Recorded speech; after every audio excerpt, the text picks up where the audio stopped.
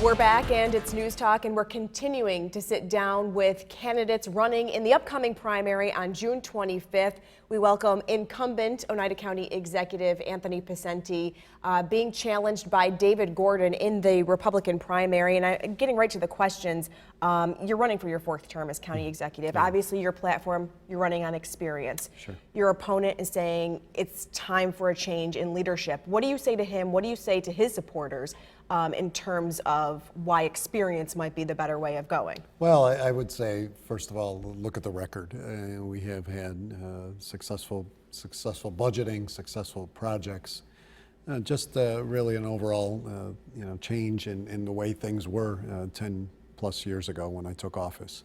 The optimism, the activity, the economic development, the growth, the changes in the landscape, but also the overall management of county services and dealing with the serious issues that this county faces in terms of not just the financial side and the government side, but the opiate crisis, the homelessness and various things that we deal with each and every day that are really what being county executive is all about. You talked about development. I want to talk about the U district. Sure. It was a little slow going at first. We're seeing the development of the Nexus Center.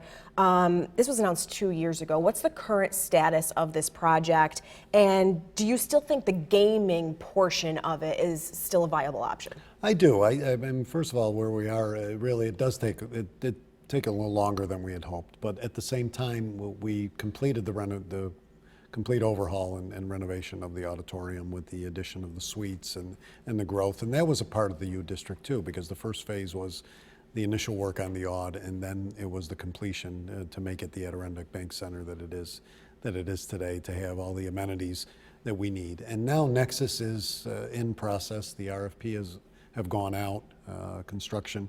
We hope to begin sometime this summer. And next year, hopefully, it'll be open and ready for operation.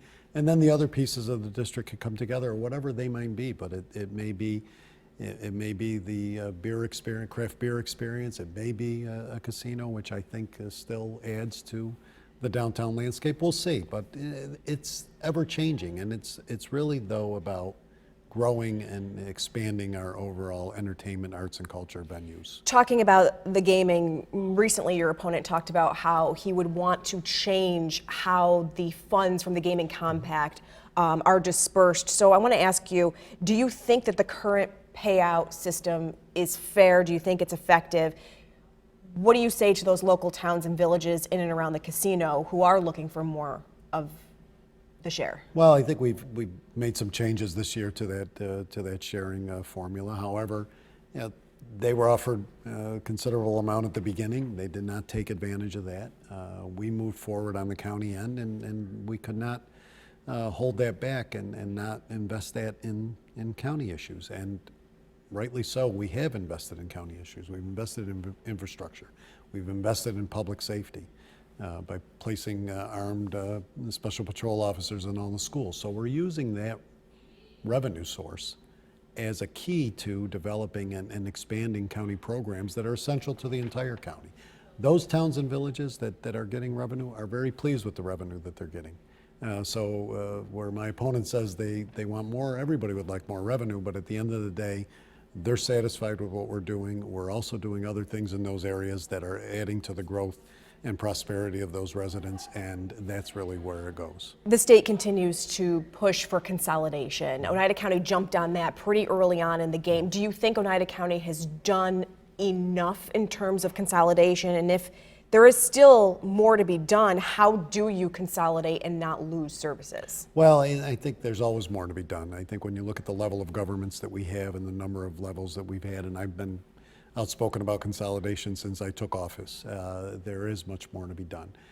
And there's more that can be done while still maintaining the level of services. I think that's where people get lost in translation at times, because they think that we're removing a service. We're trying to make a service more efficiently in this county.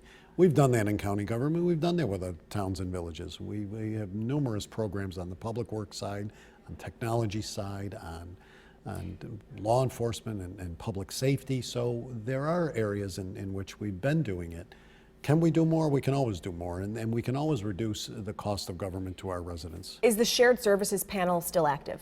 It is. It hasn't been as active this year. I mean, it was active last year, but we couldn't get enough of the players around the table. We're an active participant, and the cities have been.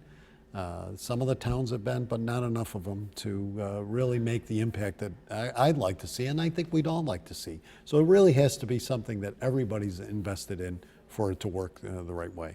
Oneida County Executive Anthony Picente being challenged by Dave Gordon in the upcoming primary, June 25th.